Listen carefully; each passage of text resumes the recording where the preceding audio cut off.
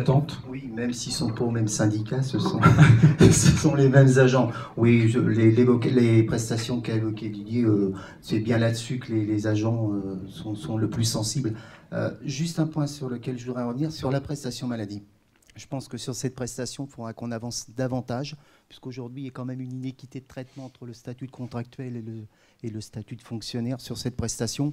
Et on voit quand même que la contractualisation, le contractuel se développe de plus en plus dans la fonction publique, et on y sera davantage on sera davantage concerné dans les années à venir, puisque quand on voit un petit peu ce qui se passe, on ne parle plus de titularisation, mais on parle de CDIsation dans la fonction publique demain. Donc c'est vrai que c'est une vraie question. À ce moment, il va falloir vraiment réfléchir parce qu'il y a une inéquité de traitement sur cette prestation entre le statut contractuel et le statut de fonctionnaire. Oui, oui, je vous en prie, André Fritz. Oui, je vais essayer de reprendre la question que vous avez posée. Je suis en effet persuadé, et c'est vrai qu'il y a des enquêtes qui le montrent, qu'il y a une satisfaction du personnel par rapport aux prestations fournies, par rapport aux aides apportées. Mais ça, c'est un aspect, on va dire, qui est quand même dans une approche individuelle. La question qui est posée aujourd'hui et qui doit être abordée est plus une question collective, qui est effectivement celle j'allais presque dire, du climat social hospitalier aujourd'hui, où il ne faut pas oublier que on va dire la somme des intérêts particuliers ne fait pas l'intérêt général. Et que, par exemple, je pense que, ce que je vais dire là, je ne veux pas choquer, mais je crois que c'est un peu dangereux de dire, bon, il y a des niveaux de rémunération dans certaines catégories de personnel qui ne sont pas terribles, il y a le CGES pour ça. Je pense que les organisations syndicales ne seraient pas d'accord avec cette analyse et je ne la partage pas non plus. Donc je crois que l'image du CGES ne doit pas être celle-là. Exclusivement, de dire, bon, il y a des catégories. C'est la solidarité, c'est vrai, individuelle, mais derrière, il y a un problème collectif. Et dans les problèmes collectifs qu'on rencontre aujourd'hui dans les établissements, c'est vrai que lorsque quelqu'un se plaint des conditions de travail, pour des raisons diverses et variées, on parlait de mon expérience personnelle récente, mais derrière, on ne pourra pas leur dire, ah ouais, mais t'inquiète pas, il y a le CGES. Je crois qu'il ne faut pas non plus, se leurrer. Donc, quand on est dans cet aspect plus collectif, je crois que si on veut imaginer ce à quoi le CGES peut prétendre aider au-delà de ce qu'il fait déjà, évidemment, ce qui suppose des moyens, mais la question est quand même aujourd'hui celle de l'évolution, on va dire, du profil social du personnel hospitalier. Je crois que quelqu'un tout à l'heure a parlé des familles monoparentales, par exemple, dont la proportion, évidemment, n'est plus la même aujourd'hui qu'il y a quelques années. Et effectivement, les problèmes qui ne sont pas des problèmes spécifiquement liés à la profession hospitalière, qui sont des problèmes d'environnement social. On a parlé du logement. Le problème du logement se pose de manière différente. Il est d'autant plus crucial peut-être ici en région parisienne. Oui, bien sûr, mais il peut se poser dans d'autres villes. Je crois qu'il ne faut pas se leurrer. Et puis, on n'a pas encore parlé des transports. Non, c'est vrai. Bon, alors là, c'est un domaine dans lequel aujourd'hui Qu'est-ce qu'on fait de chez vous du côté de Rennes sur la problématique transport le CHUDREM, comme d'autres établissements, finance une partie du coût des transports en commun de ses salariés. À hauteur de 30% de l'abonnement mensuel, absolument. Donc, on voit bien que... Et tous les établissements sont un peu calés comme vous sur cette problématique transport, ou alors chacun fait ce qu'il veut dans son coin? Non, mais parce qu'on s'est rendu compte que à un moment donné, puisqu'on parlait d'attente du personnel, bon, alors en plus, on ne peut pas bien se garer au CHUDREM, c'était une raison supplémentaire. Et puis, c'est aussi dans une optique un peu développement durable, etc. Donc ça aujourd'hui, c'est une question qui se pose de manière beaucoup plus prégnante que par le passé. Donc, ce qui veut dire, monsieur, que ce type de prestation que vous offrez à vos agents, vous aimeriez qu'elle soit généralisée au niveau national et qu'elle soit plutôt prise en charge, par exemple, par le CGES? Non, c'était pas le sens de mon observation. Je dis simplement que le CGES est un élément de la politique sociale, pour reprendre ce que disait Denis Fréchou, et qu'aujourd'hui, on doit tenir compte dans la politique sociale qu'on essaie de mener dans nos établissements de l'évolution de l'environnement dans lequel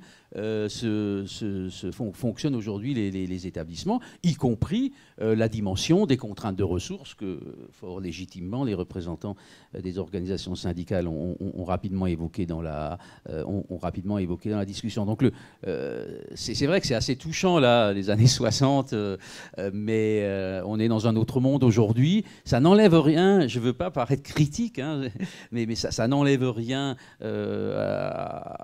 au travail qui est fait par le CGES. Mais je crois que ce film permet aussi de voir combien les choses ont évolué, ont changé, et que ce changement s'accélère. Et c'est là que je reviens à mon interrogation. Forcément, dans un environnement qui a beaucoup bougé, on peut imaginer que les attentes du personnel bougent aussi. Ce qui ne signifie pas que le personnel est mécontent des prestations actuelles.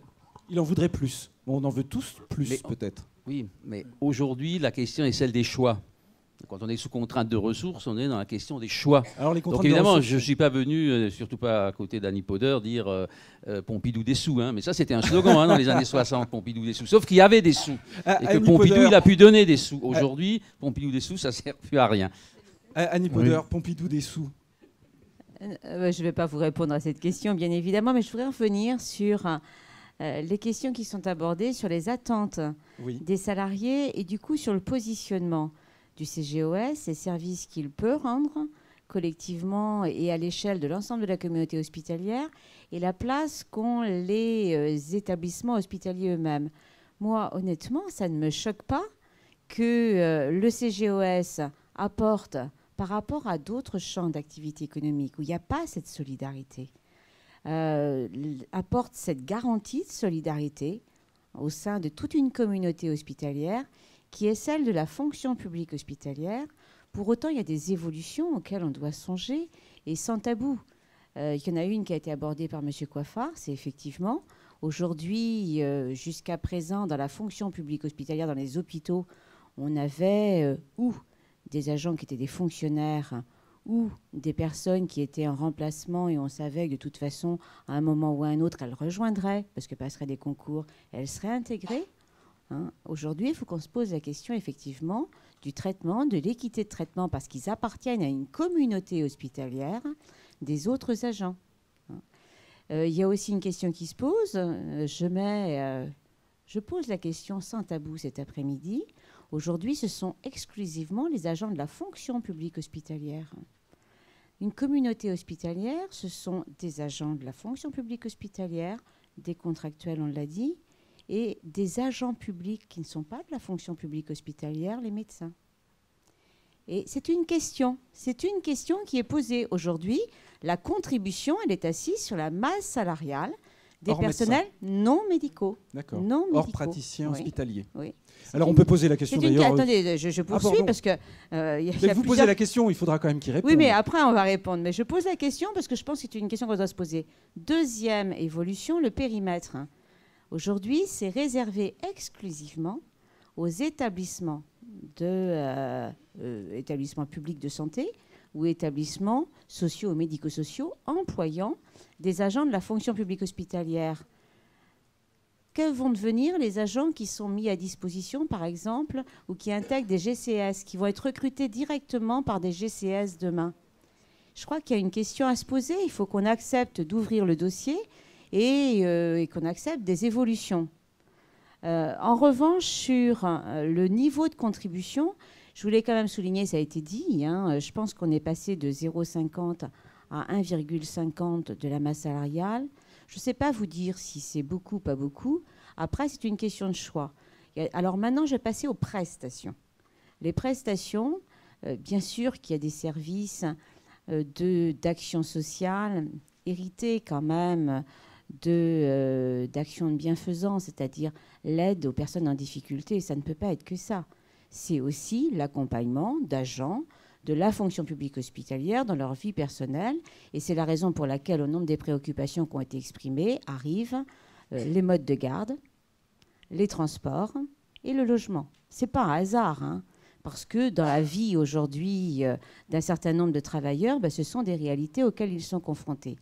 Et singulièrement, on s'aperçoit que les réponses sur ces champs-là, sur le transport, elles ne sont pas aujourd'hui apportées. Je ne suis pas sûre que ce soit au CGOS, parce que ça, ce sont des conditions qui sont quand même très variables entre les zones très urbanisées et les zones rurales, donc je ne suis pas sûre. Mais en revanche, sur le logement et sur les prestations, les modes de garde, je pense que quand on est face à une population fortement féminisée à 80%, il y a quand même des questions à se poser. Alors, on a, nous, mis en place récemment, avec vous d'ailleurs, avec le CEGOS, 2 réponses.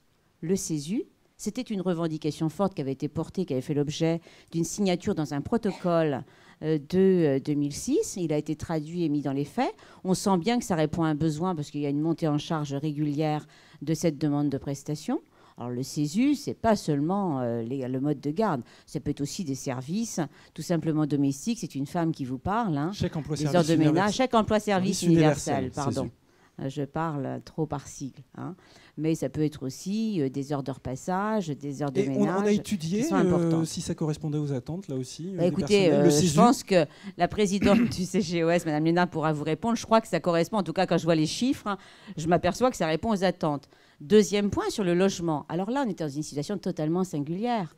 On avait plus de 40 millions qui étaient inutilisés au titre du Fonds social au logement. Et précisément, on a passé une convention partenariale où on confie au CGOS le soin d'activer, tant pis, des fonds qui étaient disponibles pour justement faire en sorte qu'on apporte une réponse au personnel, à la fois dans l'accession à la copropriété, pardon, c'est pas nécessairement de la copropriété, l'accession à la propriété, mais également dans le cofinancement d'investissements sociaux qui peuvent être une réponse dans le domaine du logement, dès lors qu'il y a d'autres collectivités locales qui sont un peu partantes.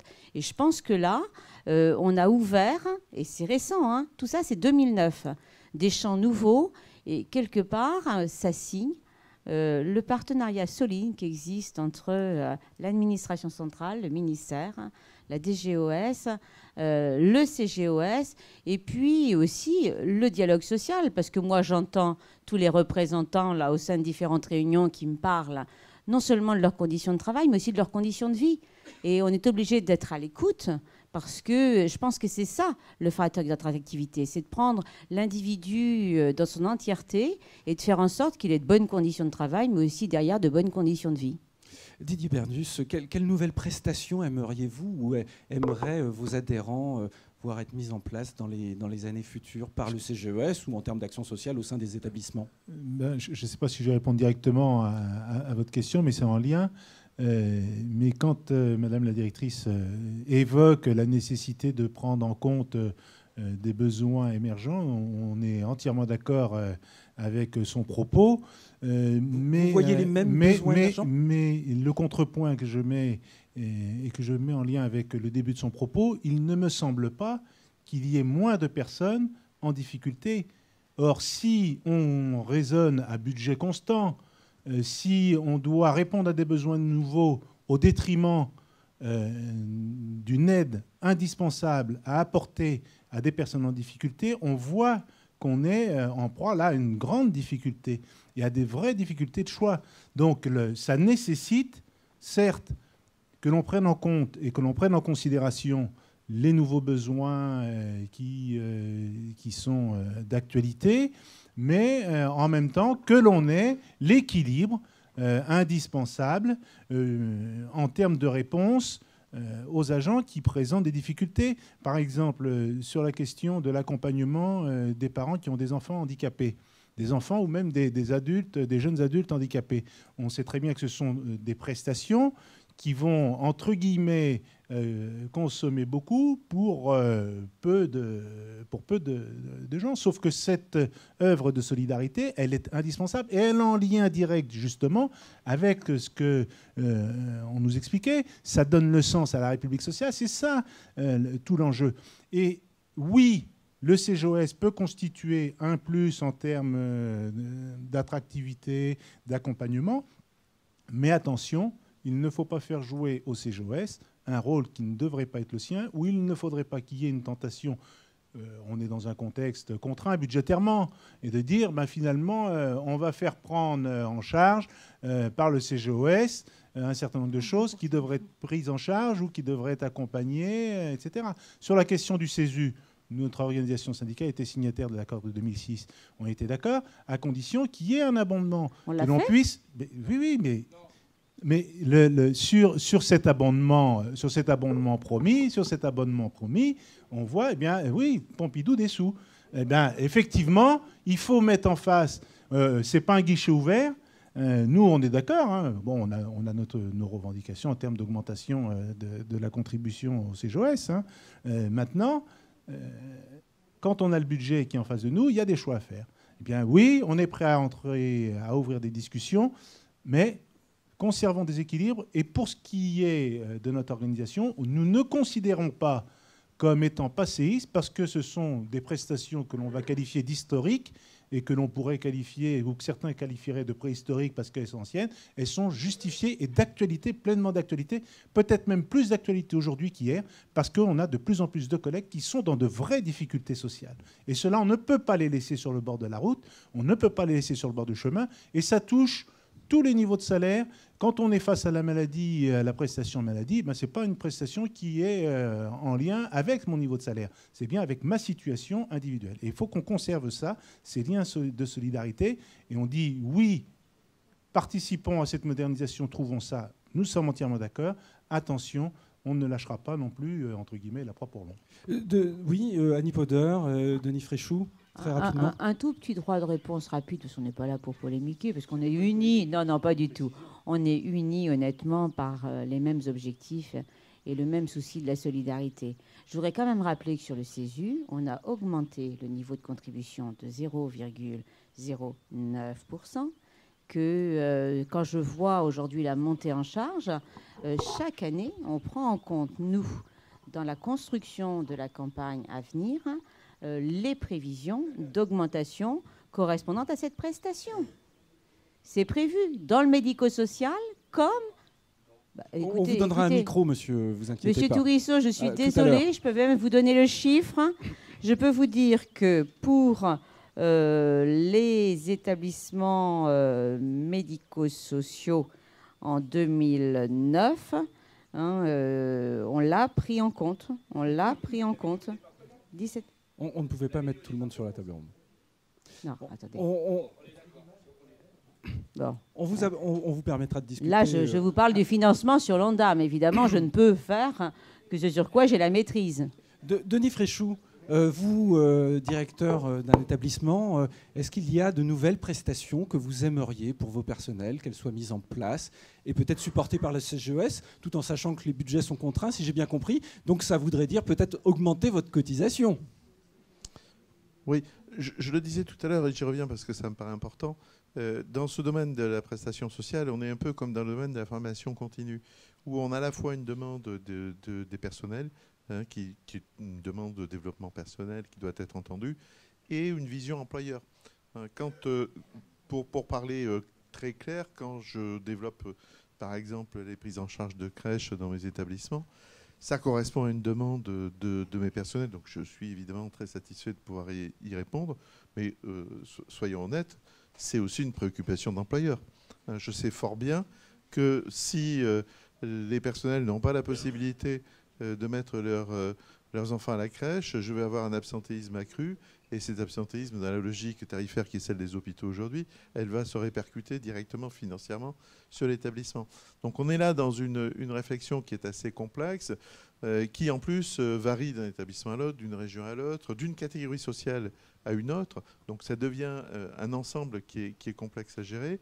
Et les réponses, de mon point de vue, et ce n'est pas du tout un point de vue anti-CGES, au contraire, ne doivent pas toutes être apportées par le CGES. Et il y a une véritable réflexion également à avoir sur que doit continuer à faire l'établissement en propre. Qu'est-ce qu'il vaut mieux mutualiser au CGES, soit parce que l'établissement n'est pas en mesure, soit parce qu'on veut mutualiser entre gros établissements, petits établissements, un certain nombre de choses. quels sont les autres partenaires, hein? J'entendais parler de maladies. Bon, mais on a aussi des mutuelles. Bon, il y a une réflexion globale à avoir, hein, et réflexion, bien entendu, entre les représentants des personnels. Approchez bien le micro pour vous entendre. Et je rejoins la préoccupation qui a été mise en avant par la directrice générale de l'organisation des soins, qui est celle des médecins. Les médecins commencent, hein, nous avons de plus en plus de médecins, de jeunes femmes, hein, qui sont demandeurs d'un certain nombre de prestations, et pas uniquement d'ailleurs celles du CGES. La question se pose aussi pour les crèches. Les crèches en général ont été conçues au départ pour les personnels de base, les personnels soignants, mais bien entendu, les femmes médecins qui ont des enfants demandent également à bénéficier de ces prestations. Donc les médecins viennent taper à votre porte, ou les médecins, les praticiens hospitaliers, et puis ils aimeraient, cette confrérie aimerait intégrer le CGES, et vous seriez favorable ? Intégrer le CGES, oui, pourquoi pas. Enfin, je pense que c'est au CGES et aux représentants collectivement des établissements d'y réfléchir et d'y apporter une réponse. Mais de façon certaine, ils expriment le besoin, et pas uniquement d'ailleurs à titre individuel, mais je dirais que, et c'est plutôt à mon avis une bonne nouvelle, les personnels médicaux se sentent de plus en plus comme des personnels hospitaliers, alors que mon ami André Fritz, comme moi, qui a une bonne trentaine d'années derrière lui, c'est qu'il y a 30 ans, c'était pas forcément comme ça qu'il raisonnait. Hein. Aujourd'hui, et moi je considère que c'est plutôt une bonne nouvelle, les médecins se considèrent désormais comme des personnels hospitaliers. Dominique Coiffard, est-ce que vous verriez d'un bon œil l'intégration dans le périmètre du CGES d'une masse salariale liée à l'activité des médecins et des praticiens hospitaliers ? Je crois qu'on avait lancé l'idée à la CFDT éventuellement d'intégrer les médecins. Ça pose beaucoup de questions derrière, c'est pas simple. Quelles questions ça pose ? Ça pose la question en termes sur le paritarisme. On les intègre comment dans le paritarisme ? Ça pose la question de l'intégration dans le conseil d'administration, mais ça pose surtout la question du déplafonnement, puisque les médecins ont des salaires quand même relativement élevés. Donc comme il y a beaucoup de choses qui sont avec des quotients familiaux, les prestations principales, où il y a des quotients familiaux, ça veut dire que les médecins demain ne pourront pas forcément y prétendre. Alors ça peut ne pas être vrai, puisqu'on a de plus en plus de femmes qui ont des temps partiels avec des rémunérations peut-être en dessous de ces quotients familiaux et qui pourraient prétendre à ces prestations. Il peut y avoir aussi une différence entre les praticiens dans les CHU et les praticiens dans les hôpitaux locaux qui n'ont pas forcément non plus les mêmes rémunérations. Donc c'est une vraie réflexion qu'on doit avoir. Et d'autant plus que si demain on va vers une réduction de la masse salariale, à un moment ou un autre, si on veut continuer à offrir des prestations, il faudra vraiment se poser la question. Eh bien, on va poser aussi la question à vos confrères du côté de la CGT ou de FO. Qu'est-ce qu'on en pense, cette ouverture ? Moi, je pense que de toute manière, la question des moyens, elle est venue à plusieurs reprises. Et elle est centrale aujourd'hui. Elle est centrale. Je voulais intervenir sur les actions individuelles et collectives. Je crois qu'il ne faut pas les opposer, hein, qu'on doit être vraiment dans conserver déjà les prestations historiques qu'on a et répondre à des besoins nouveaux aussi du salariat. Hein. Alors après, moi, ce que je voulais intervenir sur justement le fait qu'il y ait des évolutions quand même du salaire, enfin des salariés qui ne sont plus, justement, on a parlé des GCS, hein, qui ne sont plus de la fonction publique hospitalière, hein, qui sont sous contrat. Et je voulais les mettre en lien quand même avec et ça a été abordé également, avec la situation budgétaire des hôpitaux. Je crois que ce sont des situations subies par le salariat, hein, et pas volontaires, enfin qui ne sont pas souhaitées. Hein. On est dans des contraintes liées à la tarification à l'activité, à les groupements de coopération sanitaire, la mise en place, l'externalisation liée justement au fait que il y a des services entiers qui sont externalisés, donc des salariés qui ne sont plus de la fonction publique hospitalière. Donc ça aussi, on ne peut pas à la fois, je crois qu'il faut avoir une réflexion très poussée, à la fois dire qu'on veut que les droits ils soient attendus à un salariat qui relève du privé, au moment où on abandonne, où des salariés qui sont de la fonction publique hospitalière vont perdre leur statut. Je crois qu'il faut quand même avoir une réflexion assez poussée et ne pas se précipiter. Je crois qu'il y a une revendication, nous on a une revendication que les salariés soient de la fonction publique, relèvent de la fonction publique hospitalière, aussi bien dans les GCS. Avec le micro, qu'on vous entende bien. Voilà. Mais Michel Chauvière, je reviendrai vers vous. Juste Michel Chauvière, à ce stade de la discussion, Qu'en pense le sociologue? Quel regard, vous qui avez un regard externe sur les prestations servies, est-ce que vous avez l'impression que toutes ces prestations servies qu'on vient d'évoquer, et peut-être celles futures, créent du lien social au sein de ces établissements? Posé comme ça, je réponds oui, visiblement. La preuve, d'ailleurs, la séance d'aujourd'hui. Mais j'ai pris des notes parce que j'apprends beaucoup de choses en écoutant. C'est pour ça que j'avais envie de vous interroger. Je voyais que vous preniez beaucoup de notes. Je vais vous les rendre si vous voulez. Hein.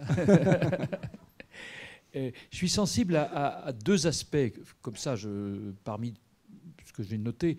D'une part, le rapport entre le salaire, l'aide sociale, enfin, évoqué tout à l'heure comme un salaire différé, mais il y a d'autres formes de salaire différé, mais la part salariale proprement dite, la part de mutualisation, d'entraide, et le tout et le contexte. C'est-à-dire, là, il y a des ajustements qui sont, à mon avis, pas très simples et qui concernent toutes les parties concernées par le débat. Hein, aussi bien la tutelle, enfin l'action publique ministérielle que les employeurs, etc. Il y a sans doute là des évolutions à maîtriser parce que le salaire est quand même l'élément de base de cette réflexion. Alors, qu'est-ce que devient le salaire dans tout ça? Alors, le salaire étant lié au statut, on vient d'évoquer tout à l'heure les évolutions statutaires, etc. Ça me paraît tout à fait important. Et puis alors, peut-être déclinaison de cette même idée, s'agissant de ce qu'on a appelé à un moment donné l'action sociale hors CGOS, et puis on l'a ensuite réintégré dans le CGOS. Alors, je n'ai pas trop su si le CGOS en faisait, n'en faisait pas, mais ce triptyque crèche, logement, transport, à l'évidence, là, il y a quand même la question du contexte. C'est-à-dire que visiblement, ce n'est pas en interne que vont se résoudre des problèmes de ce genre. Je pense à l'offre. Ce sont des problèmes de société, vous voulez dire? C'est des problèmes beaucoup plus globaux. Ils sont pas spécifiques au monde hospitalier. Ils traversent toute la société. Enfin, il n'y a pas que les femmes en foyer monoparentaux au sein de l'hôpital. Il y a les mêmes à l'extérieur, quoi. Et il y a les mêmes problèmes de conciliation. Il y a les mêmes. Voilà. Donc, c'est un problème de positionnement, je crois, de ce qui se vit heureusement et qui renforce le sens de la communauté hospitalière, y compris les médecins, je ne sais pas. Alors là, je découvre ce problème en vous écoutant, et ce qui se passe en dehors d'eux, parce que c'est quand même en dehors que les choses principales se passent. La citoyenneté, elle n'est pas d'abord enfin, elle est liée au travail, mais elle n'est pas d'abord dans l'hôpital, elle est d'abord dans la société tout entière. Hein, voilà. C'est un peu autour de ça que je voudrais. Alors, je ne peux pas répondre à votre question, parce que le lien social, je ne sais pas trop ce que c'est tout ça à la fois. Hein. Très bien. Allez, on va ouvrir les questions-réponses avec le public. C'est peut-être à vous de jouer et de poser des questions à nos intervenants experts. N'hésitez pas, on vous tend un micro, monsieur, si vous pouviez juste vous présenter. Oui. Non, ça marche. Ça marche. Donc, Jérôme Andrieux, directeur d'EHPAD. Je voudrais revenir sur l'image du CGOS. Puisqu'en EHPAD... on l'a vu, moi je suis aussi à la commission des aides financières dans ma région au niveau du CGOS. J'ai plusieurs points à parler. Commission des aides financières non remboursables en Haute-Normandie. On en a moins donné cette année que l'année dernière, alors c'est le taux de surendettement par ménage en Haute-Normandie le plus élevé en France. Parce que les cas sont vraiment désespérés. Par contre, j'ai un agent qui ne peut pas bénéficier d'une aide non remboursable. Sa voiture lui a été volée, elle a été brûlée, elle n'a que 1 000 € par mois. On a fait une demande d'aide non remboursable au CGOS. Cette dame-là, elle gère très bien son budget. Elle n'a qu'1 mois de loyer de retard, mais elle n'a pas suffisamment de taux de surendettement. Et on ne lui donne pas d'aide particulière pour qu'elle puisse venir travailler chez moi, puisqu'elle est de l'autre côté de la Seine, de l'autre côté rive gauche. Alors il y a des fois, je trouve que le CGOS... On pourrait faire un peu plus de prévention par rapport à un certain nombre d'agents qui sont dans les établissements par rapport à ça. Parce que moi, de ce que j'entends de mon personnel dans l'EHPAD, la cotisation à NFH pour la formation, j'en récupère pratiquement 100%. Ce que les agents reçoivent au niveau du CGOS par les différentes aides qu'il peut y avoir, à côté, c'est peanuts. Par exemple en Haute-Normandie, par exemple pour les chèques vacances, hein, on a été obligé de mettre en place des règles pour que les nouveaux agents hospitaliers puissent en bénéficier. parce qu'avec les délais, avec un certain nombre de choses, c'était toujours les mêmes qui avaient accès aux chèques vacances. Donc il a fallu dire que si on en avait bénéficié 1 fois, 2 fois, 3 fois, eh ben, c'était terminé. Il a fallu qu'on mette des règles en place pour que les nouveaux agents puissent en bénéficier. Donc la perception dans les EHPAD du CGOS n'est pas tout à fait la même que dans les centres hospitaliers qui avaient des correspondants locaux en permanent, alors que chez nous, on n'a personne. Merci beaucoup, monsieur, pour ce témoignage. Vous avez envie de lui apporter une réponse ou vous pourrez le rencontrer aussi au moment du cocktail, hein, si vous le souhaitez. Je voudrais juste dire, en ce qui concerne les aides, c'est justement un point, c'est traité au niveau des régions. Les aides ne sont pas traitées au niveau national, c'est chaque région qui adapte en fonction des dossiers des agents les aides qu'elles peuvent donner à leurs agents. Donc c'est étudié par une commission et c'est en fonction des demandes. En ce qui concerne le retour sur les cotisations, je voudrais quand même dire que quand on fait un état, le CGES communique chaque année le retour par rapport à la cotisation et par rapport à ce qui est remboursé au niveau des établissements. Plus les établissements sont petits, plus il y a un retour. Mais alors ça dépend des différentes catégories et ça dépend des demandes qui sont faites. La maladie, c'est pour tout établissement. C'est une mutualisation, c'est donné pour tout le monde. On a un taux de retour sur cotisation qui est supérieur à 90% pour les établissements. Il faut le dire quand même. Madame, si vous voulez bien vous présenter. Oui, bonjour, Maryse Bédouel, je suis assistante sociale et correspondante CGOS. Alors déjà, je voulais juste manifester mon étonnement de ne pas avoir une correspondante sociale sur la table ronde. On ne pouvait pas mettre tout le monde, madame, c'est vrai. Simplement parce qu'on est quand même, je suis correspondante depuis plus de 20 ans, et on est quand même les acteurs de terrain au premier titre. Voilà. Alors bien sûr, les représentants sociaux, je sais que tout le monde... J'adore le CGOS, j'adore travailler pour le CGOS. Et vous allez continuer. Et je vais continuer.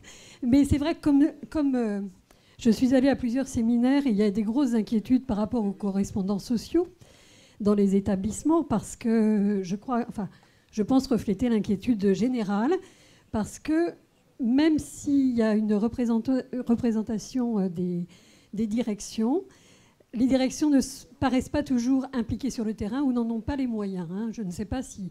Je ne pense pas que ce soit que de la mauvaise volonté. Par contre, j'ai constaté que souvent, en discutant, le CGOS, dans les projets sociaux d'établissement, n'était pas souvent mentionné, en fait, dans l'amélioration de la qualité. C'est-à-dire qu'il n'y a pas une grande prise en compte de ce que le social apporte aux établissements dans le projet social d'établissement. Et ça, je pense que c'est quelque chose qui pourrait redonner une image forte au CGOS et le mettre en valeur de façon plus évidente. André Fritz souhaitait vous apporter quelques éléments, peut-être. Oui, pour aller dans le même sens, et c'est vrai qu'on n'a pas évoqué la question des correspondants, pour utiliser un terme d'ailleurs qui, à mon avis, un jour pourrait être rénové aussi. Mais là aussi, dans mon expérience, j'ai pu constater à quel point l'engagement personnel d'un correspondant, puisque c'est encore le terme utilisé, dans un établissement, pouvait influer de manière forte sur l'image que le personnel avait du CGOS. D'abord par rapport à sa propre performance en termes d'aide, parce que un agent ne se retrouve pas forcément tout de suite dans le dédale du CGOS, et encore là aussi c'est pas péjoratif. Donc je suis tout à fait d'accord avec vous pour dire que le rôle du correspondant est essentiel, qu'on doit nous en tant que responsables d'établissement veiller à ce que ce rôle soit assuré de manière satisfaisante. Pour le reste, vous venez un peu d'aller dans le sens d'une de mes interventions précédentes. Je pense qu'en termes de connaissance du CGOS, il y a des progrès à faire. C'est pas l'intervention de notre collègue de Haute-Normandie, même.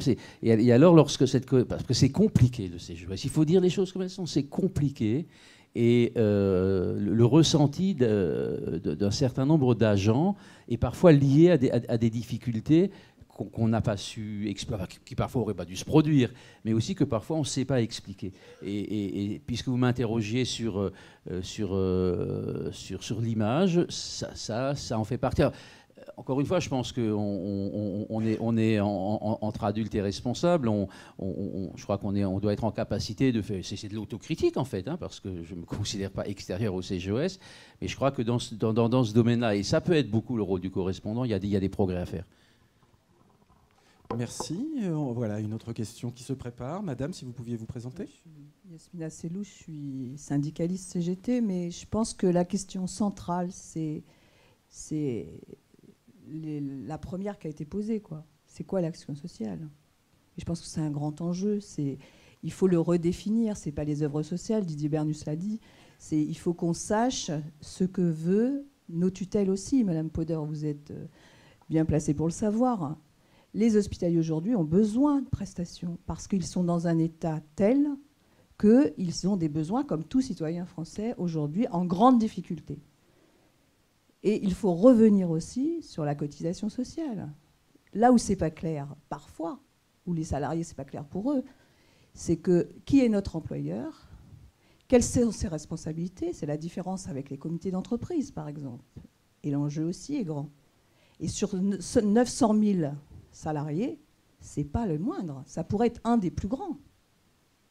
Et l'outil CGOS, c'est le seul outil aujourd'hui existant qui peut amener à la fois des prestations sociales et je dirais, ce que nous, on est attachés, le droit à la culture, au sport, aux vacances, etc.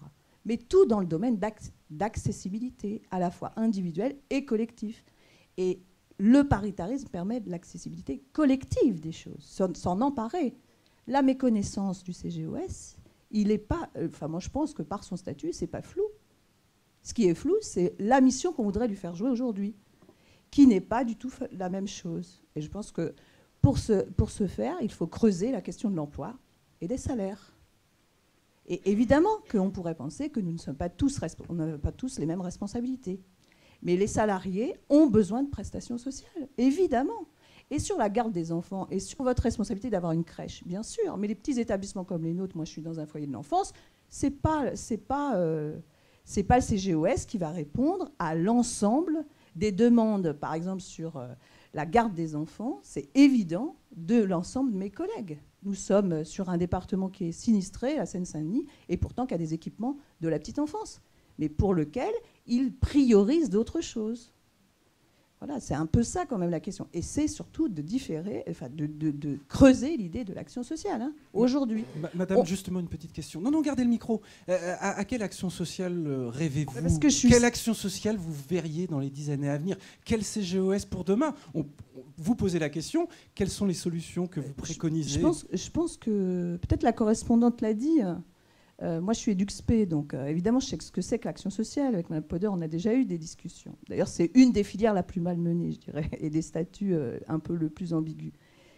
C'est est-ce qu'on veut faire jouer au CGOS un grand service public, un service public de l'action sociale au service des salariés hospitaliers? Est-ce que c'est ça qu'on veut lui faire jouer? Comme ça existe dans les mairies, comme ça existe, tout le monde peut accéder à un service social aujourd'hui. Ou bien on veut faire servir un double service, puisque vous avez dit que ça peut être un outil qui va être au service à la fois des salariés, mais qui va être aussi au service de l'emploi et de recrutement. C'est vrai que si vous êtes recruté à l'EDF, il existe un grand comité d'entreprise qui s'appelle la CCAS ou d'autres grands à la SNCF, etc. Le service public aujourd'hui n'a pas cette image-là. D'accord? Voilà, c'est ça dont on parle.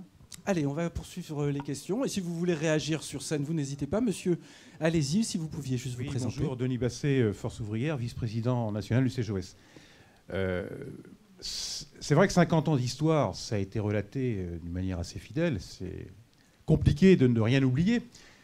Et puis, il faudrait de ne rien oublier au niveau des acteurs. On a une correspondante qui est intervenue. Moi, je pense aussi aux 16 délégations régionales. La présidente a très bien relaté toutes les grandes prestations mutualisées nationales, mais il faut aussi rappeler qu'on a dans chaque région des comités régionaux qui essayent de compléter par une action sociale régionale qui répondent aux aspirations et aux attentes des acteurs. 2-3 réflexions. Madame Poder, je vais déjà vous dire quelque chose. Les réflexions qui sont les vôtres sont aussi celles du CGOS. Notamment sur les questions que vous avez posées, sur le recrutement, l'adhésion de structures nouvelles, et donc des personnels qui vont être amenés à y exercer, La réflexion du corps médical, c'est pas non plus le CGOS réfléchi. D'ailleurs, vous allez voir que quand vous allez recevoir votre dossier d'invitation à l'Assemblée générale annuelle du CGOS du 17 juin, vous allez voir que le CGOS régulièrement réfléchit un peu, fait un arrêt sur image, confie à une boîte de com la réflexion et l'interrogation des hospitaliers pour voir si on répond bien aux attentes sociales, voir un peu ce que les hospitaliers attendent comme évolution de la réponse sociale, de politique sociale du CGOS.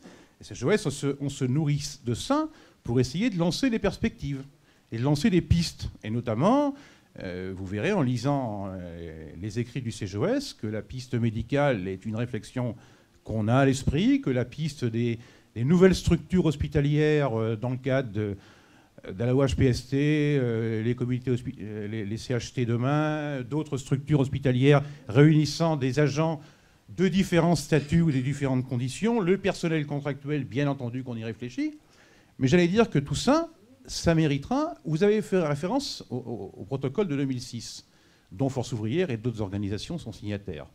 Qui dit protocole, dit comité de suivi.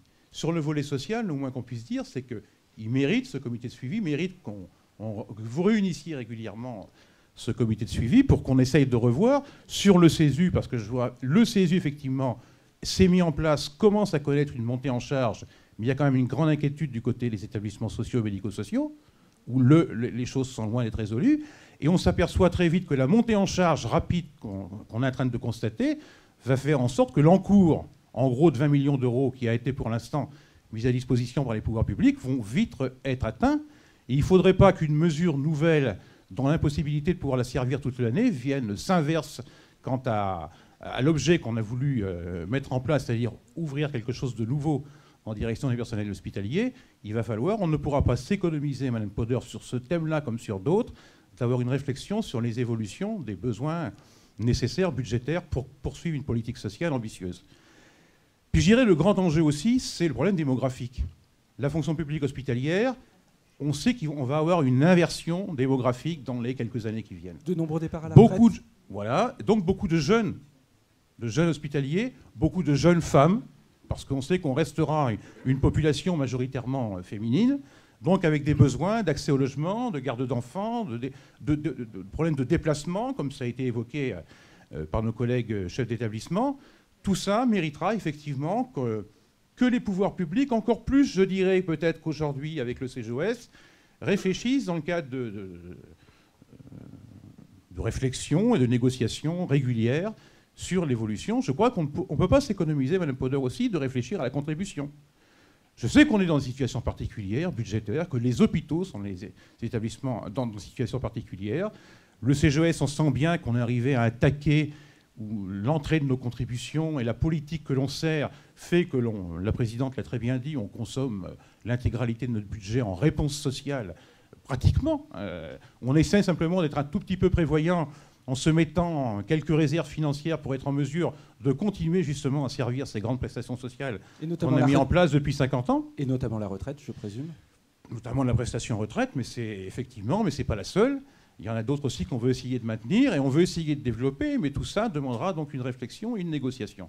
On est prêt, le CGOS est prêt, vous verrez que le CGOS travaille, réfléchit régulièrement, essaye de dégager des pistes de réflexion, des propositions. Il faut que les pouvoirs publics répondent présents en termes d'investissement, de réflexion, de la participation à la réflexion, mais aussi, il ne faut pas se cacher les choses, en termes de réponse, en termes de réponse budgétaire. Mais peut-être que l'urgence, certainement que l'urgence 2010, Mme Poder, c'est le problème du secteur social et médico-social sur le CESU. Autant en termes d'information, la circulaire qui n'a pas encore été adressée aux établissements, et que la contribution, pour l'instant, l'encours, va en direction du sanitaire. On voit qu'on a un certain nombre d'établissements qui n'adhèrent pas encore, qui ne versent pas, qui sont issus du secteur social et médico-social, parce que c'est un problème de budget que les établissements n'ont. Et donc les agents qui travaillent dans ce type d'établissement, bien entendu, ne peuvent prétendre à avoir du CESU, ce qui pose un problème qu'il va falloir qu'on règle rapidement. Mais sachez bien que pour mon organisation, mais je pense que pour d'autres au sein du CGOS, nous sommes demandeurs que le comité de suivi du protocole d'octobre 2006 sur le volet social, où il était prévu qu'on parle du logement, de la garde d'enfants, du transport, enfin toute la politique sociale que les agents hospitaliers attendent du CGOS, mais attendent aussi de l'État employeur, des pouvoirs publics, la fonction publique hospitalière, je crois qu'il faut vous redonniez un coup d'accélérateur au fait que ce comité de suivi puisse de nouveau être activé d'une manière dynamique.